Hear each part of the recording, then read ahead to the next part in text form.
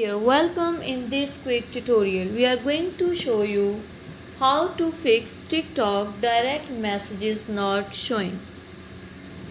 It's super easy and we will make sure you get it right. Just make sure you are logged in and using the latest version. Make sure to watch the complete video and follow each step carefully to avoid forgetting anything and making mistakes. First of all, you have to click on the TikTok app. Now click on the profile. This type of screen appear. Click on the three lines which appear at the right top corner. Click on settings and privacy. Now click on the privacy. Scroll this screen and you can see that messaging. Click on that.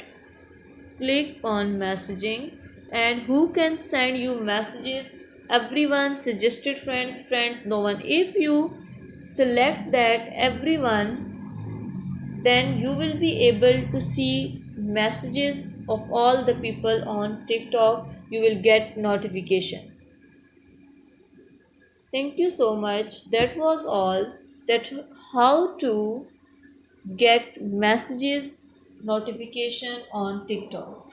Thank you so much. Please consider showing your support by commenting, liking, sharing, subscribing to our channel for more valuable content in the future. Your engagement is highly appreciated. I wish you very good luck. Thanks.